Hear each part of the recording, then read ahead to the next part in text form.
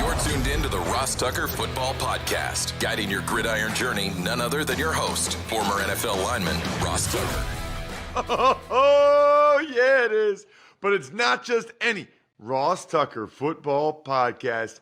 It is a Tuckheads Tuesday that we're actually recording right at the end of Monday Night Football as the Bucs beat down the Philadelphia Eagles. We thought might as well just get it over with, get it done.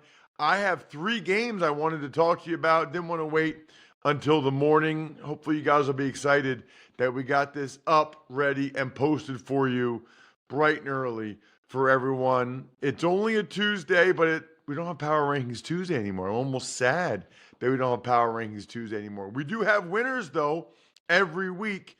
That's someone that spreads the word via social media. Remember, at Ross Tucker Pod, Twitter, Facebook, Instagram, YouTube. Reply to the live stream, please. At Ross Tucker Pod. That's the key. Sponsor confirmation email winner. There's a lot of good ones. It's easy to do. Maybe you just get the West Shore Home free consultation. Any of these, send it to me, ross@rosstucker.com, or even if you just rate and review the show. That counts as a sponsor confirmation email winner. YouTube shout out is really fun. youtube.com/rosstuckernfl. Just subscribe and then reply to any video with a comment. You know what else is fun? Talking with my guy, Jason McCourty. I think you guys will enjoy this. Had a blast working with him this year. It's Big Show time. The Big Show. All right, I've been looking forward to getting this guy on the show for a long time. I've known him for like 15 years, I think, going back to when he was coming out of Rutgers, but got a chance to work with him a bunch this past season.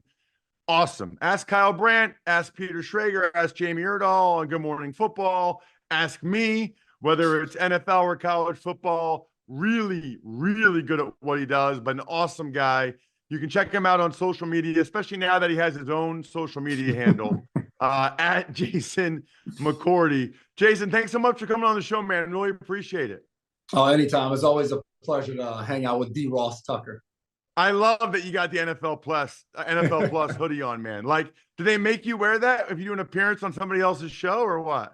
No, it's just free gear. And you know how it is. Early morning show, you just throw on the free hoodie and you go out. Next thing you know, you're rocking it for the entire day. So everything is going streaming now. So we got Peacock. We got all these different things going on. I'm repping for the Plus, we call it. Did you wear that on Good Morning Football today? I didn't. You know, fashion's a big thing for me on the show. I don't know if I can wear the free sweatshirt. People are going to start to come for me if this is my gear I'm going on with on a daily basis. Yeah, you're right. Fashion matters. You do the fit list on Good Morning Football. That and the championship belt for the DBs are two of my favorite segments on the show. I would think, though, the NFL would have loved it if you did wear that sweatshirt. No doubt about it. By the way, if I was on Good Morning Football, I would wear some type of free thing I got from somebody in the NFL every day. And if they wanted me to wear NFL Plus every day, I would do it. Just cut the check, baby. Cut the check. Hey, I wanted to ask you, because they're both in the news, about your perspective and thoughts on Bill Belichick and Gerard Mayo for different perspectives, since you know both of them well. Let's start with Belichick, and I want to, Jason, just kind of give you a blank slate. Say whatever you want to say about him. Person, coach, what you liked, what you didn't like, what you think of him moving forward. Just your thoughts on Belichick. I'm sure people ask you about him all the time. Yeah, and I'll set the scene of like my relationship with Bill, because I'm always confused with Deb, who was there for 13 years, his entire career. For me, I got a chance to join New England. It was my 10th year in the NFL. So my prior 9 years never made the playoffs. It was only on two seasons out of those 9 where we even had a winning record at the end. So when I showed up to New England, it was coming off a 0-16 season with the Cleveland Browns. And I remember the first day I ended up getting traded there in March. And I go in, you got to sign the paperwork and do all of that stuff. And I have a meeting with Belichick. And he says to me, I think you can offer a great perspective on this football team, because they were coming off that, won the Super Bowl, I believe it was versus Atlanta. They had lost the next year in the Super Bowl versus the Eagles. He's like, we have guys on this football team that think we're in the Super Bowl because of them. They have no idea what it's really like in the NFL to have this type of success. And it was like someone like you who's been a good player, you could offer a ton of perspective to a lot of these young guys in this locker room. And I remember early on, and obviously I'm getting a chance to play with my twin brother, and the way he is totally different of what I expected going in. And that's what Deb telling me about the place and all of that for the past 8 seasons he had been there. But you walk in and you think it's going to be this extremely militant place. I had left Cleveland where we had to show up to meetings wearing the same thing as a team. Everybody had to have the same gray T-shirt on, the same brown shorts at every single meeting and be uniform. And I get to New England, and we also had to show up 5 minutes early to every meeting. Like if you weren't 5 minutes early, you were late, because Hugh Jackson would start the meeting early, and he would look at you crazy if you walked in 3 minutes before the meeting. So I get to New England. My first meeting is in April, and it's off-season workouts, meetings at 8 o'clock. Everybody's hanging out in the locker room. Also, you know how it is. And 7:58 hits, and I look at my brother. I'm like, "Yo, are we not? Is the meeting not in the team meeting room?" He said, "Oh, we're good. Nobody's late until it's 8:01." And I was like, really? So you'd walk in a meeting, Bill be at the front, and it'd be 8 o'clock, and you'd walk in, or maybe if someone's walking in kind of late, but it's still 8 o'clock. He'd just look at you and say, good morning. You go to your seat, you'd be in there in the back with your hood on, different things. All he cared about was the X's and O's. Do your job. Are you prepared? Are you executing? Do you know what the hell we're doing from a scheme standpoint? As long as you did those things and you carried yourself the way that he expected you to, you would be okay. Now, it wasn't for everybody, but I learned a ton of football from being there. And it was the expectation to win every single week. The Patriots were a team that went in where every season it was, all right, what do we have to do to win the Super Bowl this year? We'll worry about next year. But we were going out to actually win the whole daggone thing. And prior for me in my career, I'd never been on a team where you could have showed up in September and said, all right, like we're going out to win the whole Super Bowl. No one was ever preparing to that level. So when you ask me, I definitely think Bill can still coach. I think it's a matter of, all right, who's going to be the offensive coordinator, how he fills out his staff at this point, because so many of them have been across the league coaching elsewhere. But I do think his technique still works because he's evolved over the years. We used to have guys that was in that first dynasty with the New England Patriots come back and say how soft he was compared to what he was like when he was coaching us. So I think that is any head coach when you've done it for a long time, whether that's Tomlin, Harbaugh. If you're going to continue to be successful at this thing, you have to evolve as players change. So it's interesting that you say that, because I was not there that long. I was there the second half of the 05 season, 06 off season, till during training camp, I got traded to Cleveland. And the one thing I wondered, and you were there more recently, and your brother was there even more recently than that, is when I was there, Jay, it was like 100% negative reinforcement. Like, I mean, and not like mean, although sometimes it was, but like 8 a.m. was the lowlights of the practice the day before or the game. I don't know what you guys called them. And I guess I was curious if, like, whether or not that still worked for the young guys now, the 20-somethings. In other words, I was kind of thinking, like, if you were going to hire a 70-something-year-old coach, would it be Pete Carroll, who's like optimistic and building guys up and rah-rah and trying to pump guys up and be yourself? Or would it be negative reinforcement Belichick? And you said he softened up a little bit, so maybe he did. But do you think that, was he still negative reinforcement for you? And do you think that that can still work? It was still negative reinforcement. And great thing for me, every team I was on, now it might not have been to that extent. I think the difference was people weren't in the league. You know, Bill would do it in the team meeting room. Anytime you got in your position meeting room or defense, offense, you'd go over negative plays. Bill will put them out in front of the team meeting room. And yeah, that was still a thing while I was there. But what I thought was unique, no different than a household where you might have a parent who teaches from a negative reinforcement standpoint. It helps band the guys together. So what I always found interesting is we'd be in a meeting and he might have killed a defensive lineman in OTAs for getting pushed out of a gap. And we get back in the locker room and instantly everybody would start cracking jokes and talking about the comments or whatever Bill would have said in that space to get his point across to whatever, say, given player. And I felt like that helped bring the locker room together because it became, all right, as players, we got to band together. If coaches are saying this, that, and the third, we're complaining, and then we go out there and we try to execute together. And I think the chemistry that was built in the locker room, it exceeded all of the coaching over negative, whatever it had to do with the execution that was out there on game day. But to your point, whether it's a Pete Carroll or Bill Belichick standpoint, times have changed this, that, and the third. I look at it as we've had some really talented teams throughout the NFL. You look at Aaron Rodgers, and we often call him the most talented quarterback, and the Drew Brees or the Peyton Mannings. Nobody was able to get a quarterback and win 6 championships the way Bill did with Tom Brady. And I think some of that negative reinforcement and the high expectation and the standards that were set every single day, no matter what the level of success that was reached, I think that helped them sustain the success that they had for 20 years of being able to win that many times in 2 different regimes in a sense of the early 2000s and the late 2010s. To me, I think you sometimes need that negative reinforcement to continue to win in the way that they did. Jason, I said this on yesterday's show, and I posted on social media.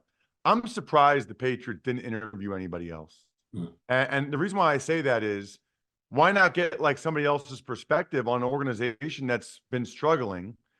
And I know you know Gerard Mayo, and I'm going to ask you about him, the person, next. But all he knows is the Patriot way. Played there, coached there, never been anywhere else. And my whole thing was, even if you knew you were going to hire him, I would have interviewed 5 other guys to A, hear what they say about the Patriots and why we're not good. And then B, so when I hire Mayo, I can say, hey, we interviewed this guy and Ben Johnson and this guy, but Mayo was the best guy. What do you think about the process the Patriots went through of not going through a process, of just giving the job to Mayo?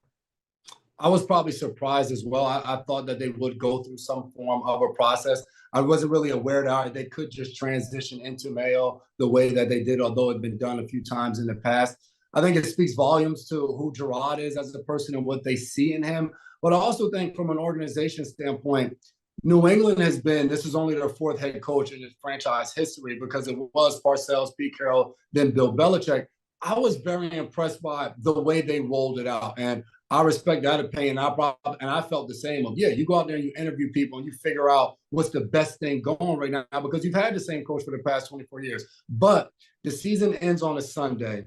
Bill handles his presser the way he does, of not knowing what the future is going to hold. Next thing you know, Thursday, Bill's out. That's 7 o'clock in the morning. We find out that they're parting ways, Robert Kraft and Bill Belichick. Friday morning, around the same time, we find out Gerard Mayo's the head coach, going into a weekend where now we're talking about the 6 playoff games that are happening. Now, come Monday, the news cycle is already passed. And I felt like just the way it was bang, bang, bang, it was so well done of having a plan of what's next, that it wasn't just, all right, we fall on our face, we're starting from scratch, and we got to figure out what's the way up. I think those conversations with Gerard of what they feel like needs to happen to improve, they felt really good about. And those conversations were probably ongoing of having an idea of what it's going to take to get this team back over the top.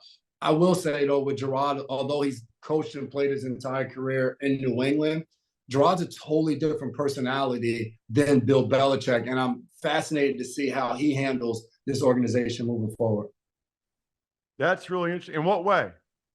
Now, Gerard's a guy, you just mentioned, a Pete Carroll of positivity and vibrant. We're watching DeMeco Ryans on the sideline and talking about being super positive with his guys. It was a linebacker, a captain. Gerard is very much the same. Gerard is a people person. I said it on Good Morning Football. His specialty is people, being able to connect with you, being able to make you feel welcome. That positive reinforcement, totally opposite of what we talked about. When he walked in the building in 2019, he took over the linebacker group that it had Jamie Collins, Kyle Van Noy, Dante Hightower, all guys that were veteran, and young guys like Jawan Bentley and Landon Roberts, who was in his 4th year. And Gerard took over, and those guys, it wasn't on film of just beating you down or anything of that nature. Whenever he walks in a room, you're upbeat, you're smiling, because that's his personality, and those are his characteristics that he follows with. So I think people are going to walk in expecting, like, all right, he was Bill Belichick's middle linebacker. He drafted him in the 1st round. He was all pro, Pro Bowl, all of those different things. And now he's coached under him. He's going to be the same guy. I think something as small as the press conferences and stuff when he talks to the media, totally different, because he's not the same guy. It would have to take a complete 180 for him to change and be the same way. That's not a negative or a shot at Bill Belichick. I just think for Gerard, it's going to be different, because I don't think he can replicate what Bill is on a daily basis, because that would be changing who he is at his core. Jason's awesome. Almost as awesome as getting a brand new bath, a brand new shower, which you can do at westshorebath.com. So first of all, we already did this, okay, last year, and you guys heard me talk about it. I'm legit excited. In a couple weeks, we're actually getting a new front door. They do entryways as well. So they do doors as well. It's not just incredible baths and showers. Absolutely love it. westshorebath.com. Schedule your free design consultation at a time that works for you. Plus, get in on their New Year savings event now. I don't know how long that thing lasts. westshorebath.com. Tuck's Takes. All right, Ross. We'll get to the game we didn't get to the other day. Detroit, they held LA to just 3 points in the second half. They win their first playoff game in 32 years, 24-23. And I know some fans and listeners were disappointed that we weren't able to do it on yesterday's show. But I think most people know this now, but we do the show. The video of the show is posted on the DraftKings network, so that goes on. Where does it all go, Jack? Roku, Samsung TV Plus. Which one am I missing? I think it's like Uvi or something. The exact name is slipping me at this point in time. Tubi or Zoomy, one of those. At any rate, that's why the show is about 25 minutes, and that's why we couldn't fit in the Lions and the Rams, but we got plenty of time for them right now. Just an insane atmosphere, an absolutely insane atmosphere, and chanting, Jared Goff, Jared Goff, Jared Goff, Jared Goff. It was awesome. Loved them going ahead and showing their appreciation for him. They booed Stafford. I don't think it was about Stafford. I think it was about Goff. Anyway, I said this, I tweeted this, Jack, at Ross Tucker NFL. I'm only on sideline twice a year. So I'll be on the sideline for the AFC Championship again. I truly wish all of you could be on the sideline for NFL game once in your life. Just to see the speed, the intensity, the ferocity. It is really, it's incredible. It's spectacular. And I said that on social media, at Ross Tucker NFL. I'll encourage you to check that out. The first half was electric. 21-17, 3 scores each. The Lions were surgical. 3 straight 75-yard touchdown drives to start that game. Unbelievable. And while Stafford, some incredible throws. Goff was surgical, but Stafford made ridiculous throws. It's kind of crazy to think that the Lions only scored 1 field goal the whole rest of the game after those 3 touchdowns on the first 3 drives. I'm telling you right now, Jack, Puka Nacua, he's one of my 5 favorite players in the NFL. Crazy physical as a blocker, crazy physical run after the catch. I love that guy. Absolutely love what I've seen from Puka Nacua. And the other thing that jumped out to me, one of them at least, under center play action, aggressive 4th down play calling. I felt like, now they both stalled out a little bit after that, but I felt like it's like the future of football watching these guys. And it's crazy to me that the most aggressive play caller and on 4th downs in the NFL is a former blocking tight end, teammate of mine, Dan Campbell. The Lions ended up stiffening and forcing the Rams to settle for field goals in the red zone. That ended up being the difference in the game. It really was. Aiden Hutchinson had a big game. I don't know if you saw this, Jack, on my social media, at Ross Tucker NFL, but after the game, I interviewed him. No idea who they were playing, that they had a home game. Asked me who they were playing. By the way, I know now, Aiden, it's the Bucs. You're playing the Bucs Sunday at 3. So happy for Lions fans. You guys deserve it. So, side note, it was Zumo was the name of the other streaming network that we were trying to figure out.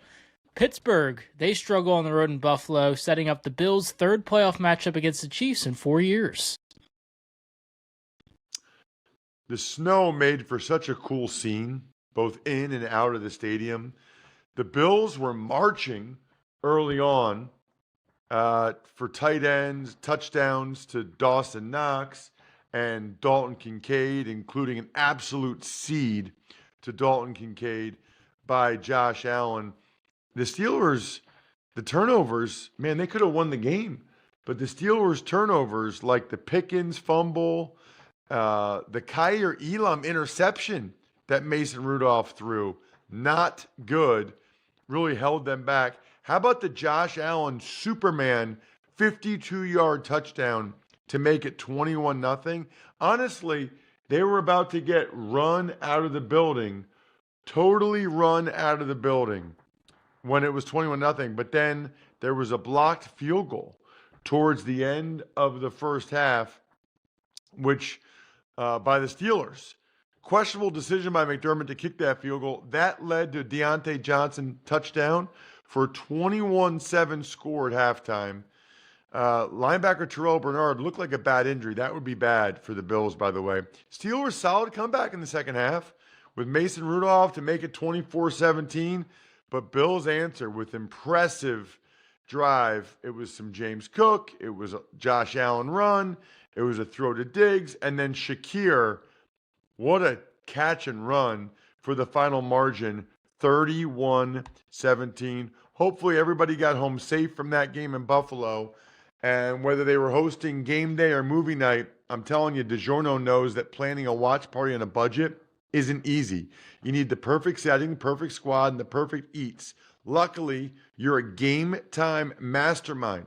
And you know that grabbing a DiGiorno classic crust pizza can bring home a dub because it's packed with half a pound of cheese, sauce, other toppings, and comes at an incredible price. Make the game-winning call and grab a DiGiorno classic crust pizza from the grocery store today. It's not delivery. It is DiGiorno. You got to wash it down, Jack. You know the deal by now. Wash it down with Labatt Blue Lights. Absolutely delicious. Live life with your friends and live life to the power of we. Always enjoy responsibly beer. Labatt USA, Buffalo, New York. Philadelphia's collapse reaches its peak with just an overall meltdown in Tampa Bay, 32-9. Wow. Just wow. And I honestly, I can't say I'm that surprised. I mean, if you watch them play the last couple games, it's impossible to be that surprised with what happened, right? I mean, they were horrendous on defense the last two games and not really that great on offense either. They didn't have A.J. Brown. Reed Blankenship did not play.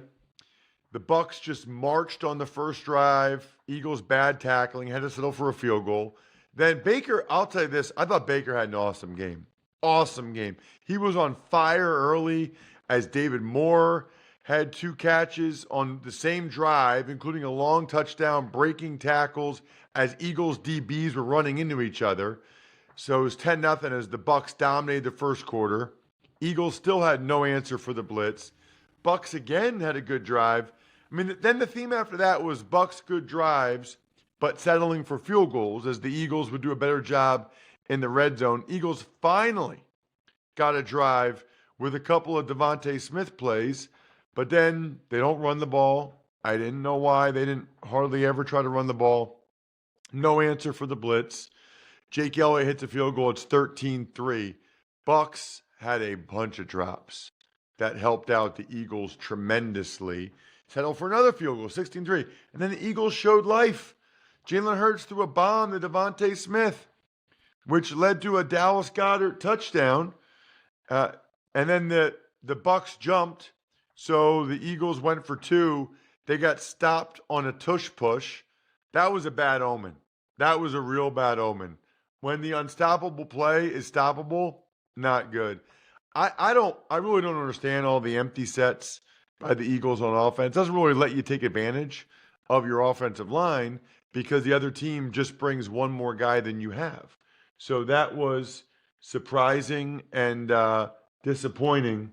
The Hurts was sacked for a safety. Absolutely terrible job by him to be sacked for that safety. They were like at the 15-yard line. You can't take a safety there.